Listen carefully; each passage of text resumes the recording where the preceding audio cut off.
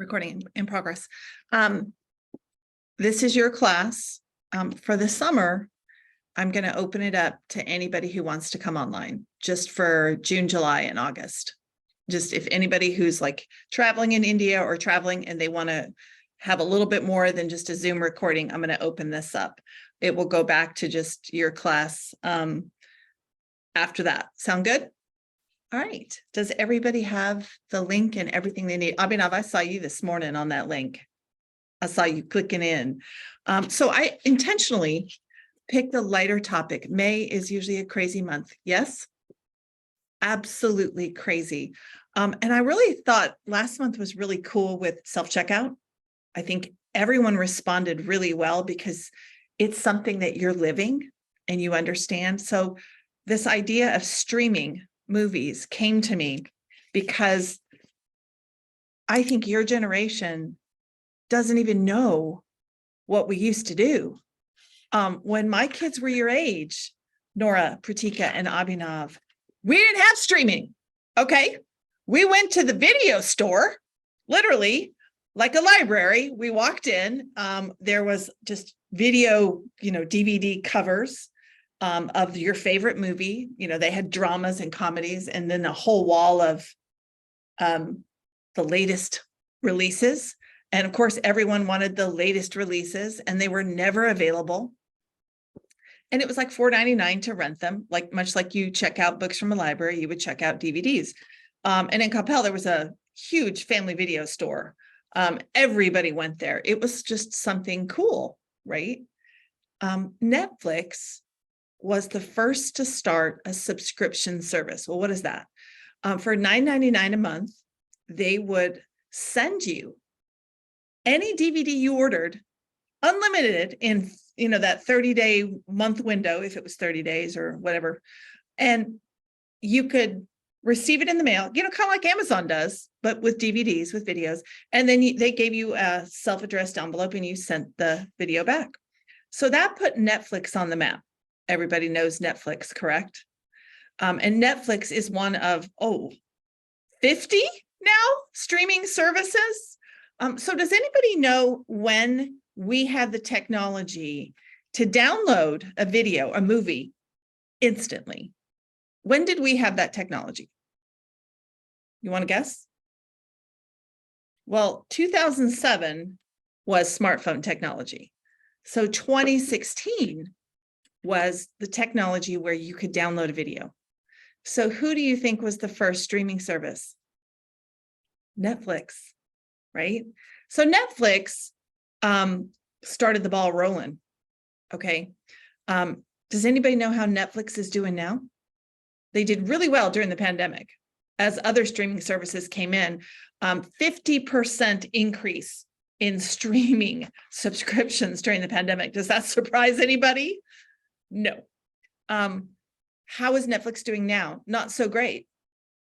Because you have all these other streaming services competing with one another, which is great for us as customers, right? So we get to have our pick. So streaming services were predicted, ladies and gentlemen, prior to the pandemic, of causing the death of the movie theater. Ooh, wow. Wow. And then the pandemic hit. So here's my question. Did the pandemic cause the death of the movie theater? You're both right. Pratika's doing this. Abhinav's doing this. Pratika's right in the sense that 49% of movie theaters internationally closed their doors for good. Nobody went. This is a community experience when you sit in a movie theater, correct? You're pretty close proximity. And people didn't feel safe. And it takes huge amounts of money to run a movie theater because it's a huge space to rent. The price of the cameras, especially if you have high def with high graphic, 3D, 4D technology and Dolby surround sound, that is expensive. The huge screen is expensive.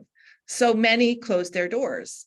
We can attribute the saving of movie theaters on several blockbuster movies that were released. Spider-Man No Way Home, huge. And that told movie executives, okay, people will still come to the movie theater. I think the same was true for the Marvel Doctor Strange. It had a pretty successful box office draw. And then came Top Gun Maverick. And that movie was pretty much what saved theaters. How many of you have seen Avatar, The Way of Water, recently in the theater? No? Okay, so Nora and Pratika, just so you know, James Cameron is not only an incredible filmmaker, he patented 3D and 4D technology, never been used before. So he's a billionaire, not just in the movies he produces, but in the technology he creates. So if you look at the Avatar, The Way of Water, which is the second version, you will see a visual feast like none other. It cannot be duplicated on a technology screen like we're looking at right now. It can't. So can you all agree that there are certain movies that must be seen on the big screen? Right? Nora, what's a movie that you just loved at the movie theater and it just didn't compare at home when you saw it? Top Gun Maverick. I can't hear you, baby. Go ahead. Top Gun Maverick. Oh, it's Navy fighter jets, right? Like you felt like the sound, right? Totally agree. And just because it was so overwhelming, you kind of needed in there. Abhinav, what movie did you see that there's no way it would be the same on a screen? Puss in Boots. Oh, really? I like it. Okay, Pratika? I haven't been to the movie theater a lot recently, so I don't know. Okay, in the last 3 years, have you been? No. You have not been in a movie theater in the last 3 years. Wow. Wow. So you're the ones that are killing the theaters. All right. What's the last movie you remember pre-pandemic? I think Frozen. Okay. The second one? Yeah, Yeah. the second. Okay. Okay, so we're going to talk about two sides this month. We're going to talk about those who prefer streaming at home. And this may surprise you, ladies and gentlemen. Do you remember last month with self-checkout? I said, what age group loves self-checkout the most? And it was yours. Do y'all remember that? Because you don't want to deal with social stuff and you like just being able to do your own thing on your own screen. So does it surprise you when I tell you that your generation prefers streaming over going to the movies in an actual theater? Does that, Nora, that doesn't surprise you? Okay, so we're going to talk about why streaming is better. So just before we even get into it, Nora, what do you think is a pretty good argument? Why do you prefer to stream movies rather than go to the theater? Yes, because like at the theater there could be a lot of like people being rowdy or something, or also more higher chance of getting an infection from somebody who might carry it. Yeah. You know, if you're selective on the movie theater, the recliners are more separate than they used to be. I 100% agree with you, Nora. I only go to the Alamo Drafthouse, and y'all don't know what this is because it's an adult-only theater. No kids allowed. You have to be 18. And are you ready? They do not allow cell phones during the movie. They have a rule. You know, you're here to watch a movie. Don't ruin it for other people. If you're texting or on your phone, they will eject you. And you can't come back and you don't get a refund on your ticket. I love that, right? So it really makes people respectful of each other and each other's time. Abhinav, what's a reason that you prefer streaming over going to the theater? If you like, maybe if you like have to go to the restroom and you don't have to pause it. Yeah, I mean, let's be honest. You want to go grab a snack, you want to go grab a drink, somebody rings the doorbell, you have a phone call that's important, or yes, you have to use the restroom. You just pause your streaming.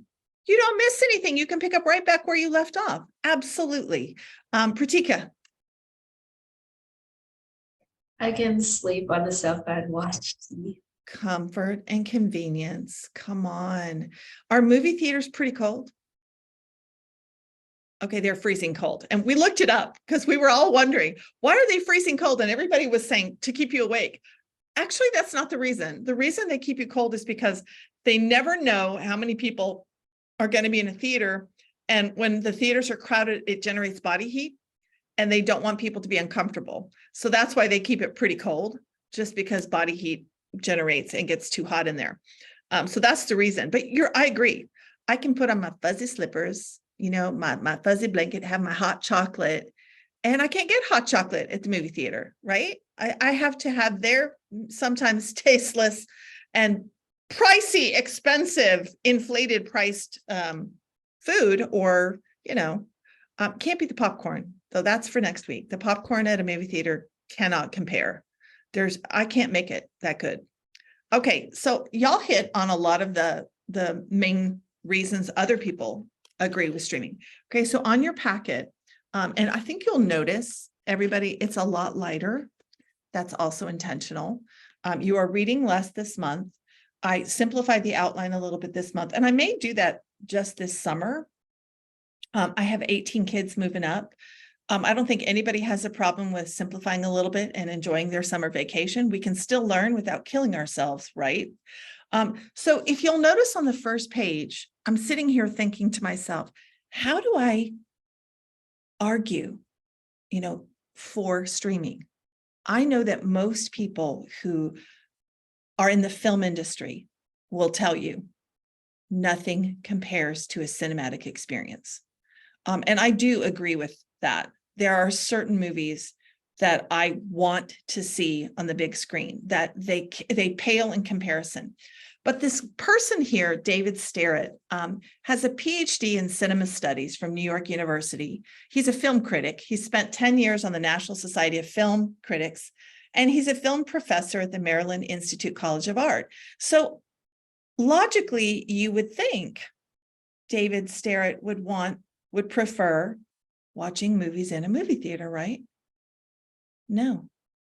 He says he prefers to watch movies at home on his TV rather than go into a theater, even though a lot of his colleagues prefer and would argue the theater is the best place to see films. So this guy is a great, credible expert, can we all agree, to argue for proponents of streaming.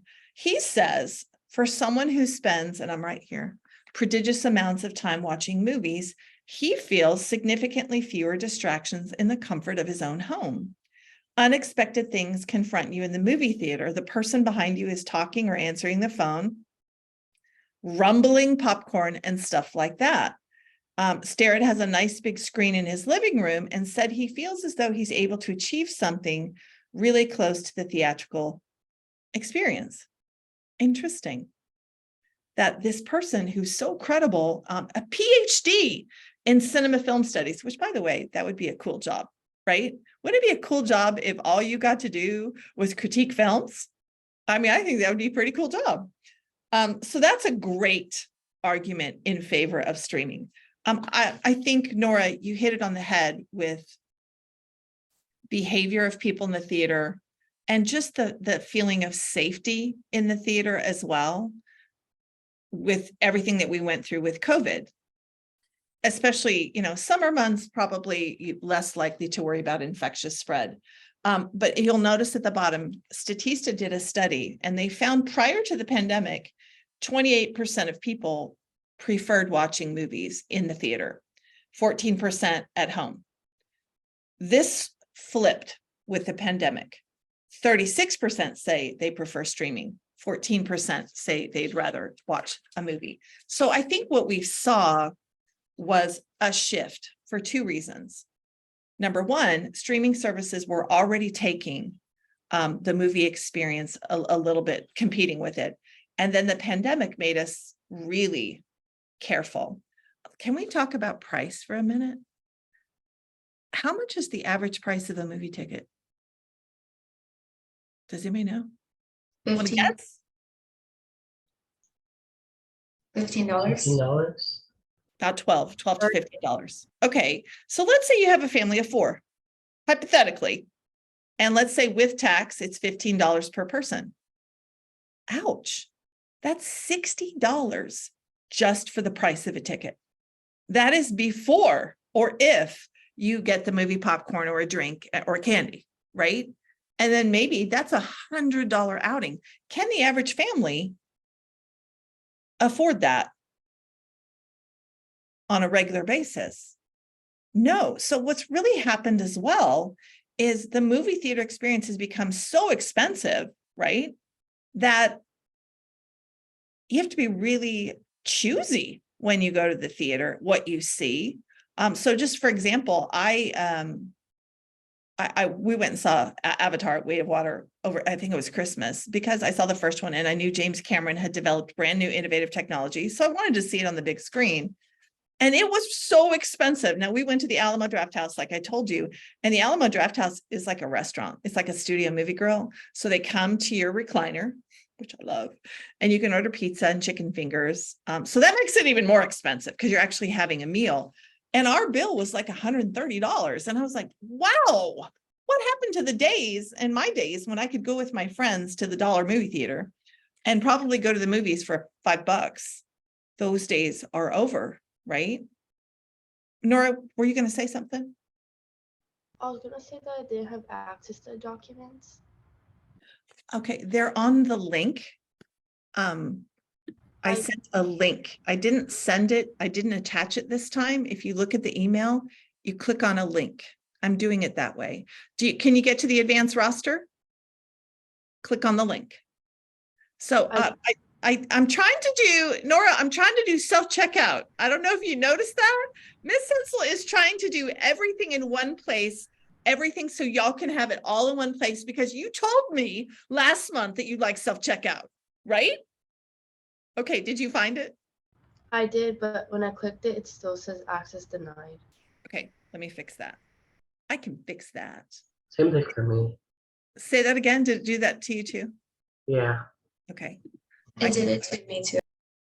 How dare I give it to you and not give it to you, right? Okay, so if I click on the link, okay, I see where I'm at.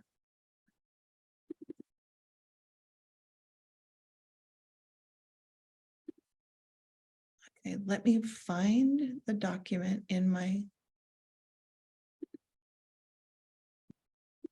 and I'll share it with you guys. Does that make sense? And then I'll take off the, because if it's doing it to you, it's doing it to everybody, right? Okay. Okay, first things first. Okay. Anyone with the link?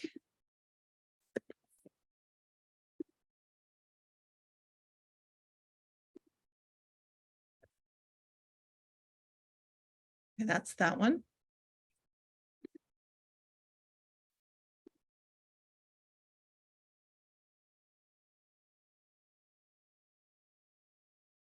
Yeah, I have it now. Do you have the outline as well? That one works already. I know, Yes. I just Oh, flipped yeah. kiddo. So what I did was anyone with the link can now. But thank you for telling me. You just saved everybody today. So good job, everybody. Thank you, Nora. You saved everybody. Okay. Next thing. Does anybody know the name Steven Spielberg? Oh, ladies and gentlemen, you're killing me. You're hurting me. Steven Spielberg is one of the best filmmakers of our age. Right. If you watch a Steven Spielberg movie, it's incredible. He's a great storyteller. What happens at the middle is connected, or the beginning is connected in the middle, and everything's connected and everything's cohesive. He recently was nominated for an Academy Award for his movie, The Fabelmans. I did not see it, but it's just about his journey as a kid, he grew up loving movies, kind of like me. I could go to the theater. It was $1, right? I grew up loving movies, and you don't, at least not in the theater, because it's not as easy and accessible for you to get there, and streaming competes with it. So he is absolutely going to be on the side of watching in a movie theater, because I'm going to use them all next week when I oppose streaming, when I argue for movie theaters, because filmmaking is his, that this is what he does, right? And he makes millions of dollars doing it. But even he, Steven Spielberg, right, the most well-known producer director in the history of film, and I'm not kidding you, will tell you streaming has a purpose. And here's what he says about streaming. He says, if it's carefully planned and negotiated, and it's the right film, such as The Post, a 2017 film, he said, this film could have been released on Apple or Netflix.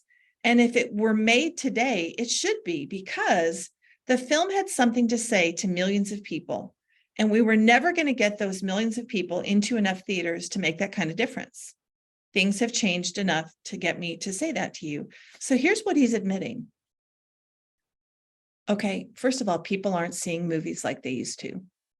And I really feel like it's the bigger blockbuster movies that people are willing to pay money for. Other than that, they will wait for it to come to streaming. And that's called a window release time. And don't get used to that, Pratika. You think you can watch movies at home that were just released, and that window is getting bigger and bigger and bigger. So Avatar was released in December. It just came on streaming 4 months later. That window, they usually want an 8-month to 1-year window. So that window got smaller during the pandemic, but it will get wider again. You're gonna have to wait. The exception is if it's not a great movie. Have you noticed it goes right to streaming? Have y'all noticed that? And that's what producers and executives are doing. If it's not going to make money at the box office, they're taking it right to streaming, which is good for us. We have a lot more variety out there, correct? Okay, so I want you to scroll down to this part right here. This is all statistics where it says people generally prefer watching movies at home than in the movie theater. So the next 3 pages are statistics.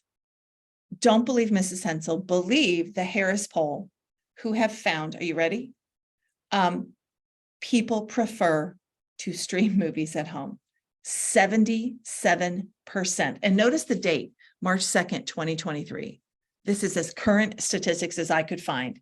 77%. So 38% strongly or somewhat strongly agreed they prefer to stream movies at home. Does that surprise you, that number? It surprised me. 77% is pretty high. So all of these people said, I prefer watching movies at home over watching in the theater. Do you think, like self-checkout though, everybody, do you think we got in the habit of streaming? See, I think that's part of it too, right? Going to the movies versus streaming at home. So I'm going to go ahead and go to the outline and go through those statistics there, because I just want you to know where I pulled them out from. Okay, so the lead, I kind of gave you an idea, just a little bit of history about where streaming came from. Those who favor streaming services over watching movies argue statistics indicate it is the preferred way to watch a movie, streaming. The other argument, and yes, this one's yours, Abhinav, is it's more comfortable, convenient, and accessible to latest releases.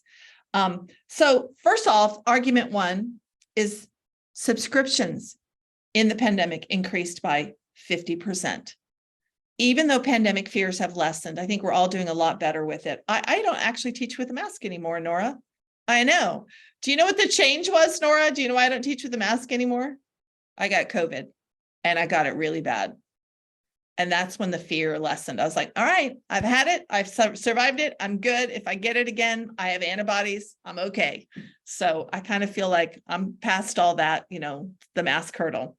I think streaming services just became more prevalent. I mean, how many of you have like 10 at home streaming services, right? I mean, we have a bundle. So my husband and I pay I think it's $24.99. We have Netflix, Hulu, 25. Like my husband likes sports, so ESPN, Peacock, Disney Plus, because I love Disney Plus for National Geographic. They have wonderful documentaries. Okay, we get the whole bundle for $24.99.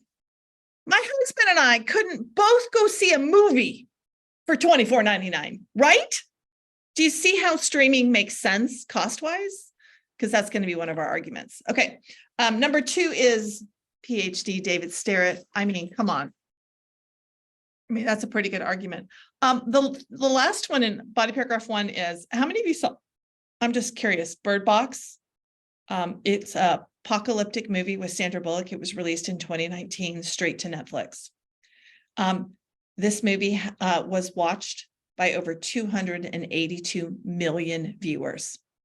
This is why people predicted streaming would be the death of the theaters. So that happened in 2019. In 2021, maybe you know the names Ryan Reynolds and Gal Gadot, Wonder Woman. They released a film straight to Netflix called Red Notice. 50% of Netflix users saw it in the first week, 328.8 million views. So these two specific examples indicate there is going to be continued demand for audiences who prefer to stream movies at home. And these, of course, were extreme examples of success. So it appears streaming is the preferred way to watch movies. So that's body 1. Number 2, this is really how people feel about the movie experience.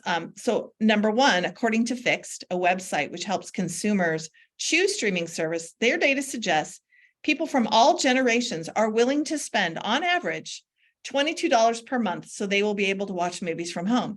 It makes sense now, right? With the price of a movie ticket, $22 a month, you can see multiple movies, right? For the price of one ticket. 65% said they would prefer to stream new movies at home rather than watch a movie in a theater, and the valid reason is the high price of a movie theater ticket experience. 3 and 4, 74% of adults agreed watching a movie in the theater is too expensive. Statistics show 48% of audiences believe food and beverage items are too expensive. Well, they always were. Okay, number 2, data by Fixed says people prefer watching movies at home for comfort, convenience, and to avoid other moviegoers. You're welcome, Nora. This was yours, right? She's like, but I'm going to give you the data to support it. 68% of people said they are more comfortable at home than going to the movie theater. Even when they have recliners, the theaters themselves are cold. One can curl up on their couch. A 41-year-old, I love this because this is an anecdotal. I love to watch movies with no distractions. These people with their phones and getting up and down 5 times getting food ruin her movie experience. And number 3, this is the Steven Spielberg comment. Streaming services make movies more accessible to everyone. If you have a film, in the past, if someone lived in a remote area, they had to travel miles to go to a movie theater. Back then, even after movies were released, it took months before they were played on national television. Streaming allows first-run movies sometimes to be seen faster after a movie release date, and it can reach wider audiences. So that's an argument here. And you'll notice at the very end there are some movies that go straight to streaming, like Weird, the Al Yankovic story, is more suitable for streaming. I don't know if you know who plays the lead in that. Daniel Radcliffe. Who's Daniel Radcliffe? Harry Potter. Yeah. So gaining access to watch movies at home is a win for streaming customers. Okay, so when it comes to streaming services, audience often prefer streaming over watching a movie in a theater because they can access at the touch of a button in the comforts of one's own home and without any hassle or extra cost. How'd I do? All right. Yay, streaming. All right. And you're like, I was already there, Miss Hensel. I already prefer streaming. I totally agree. But I gave you the expert and data to support it. All right. You're good to go. And I'm going to stop the recording. Have a good week, everybody. Hello.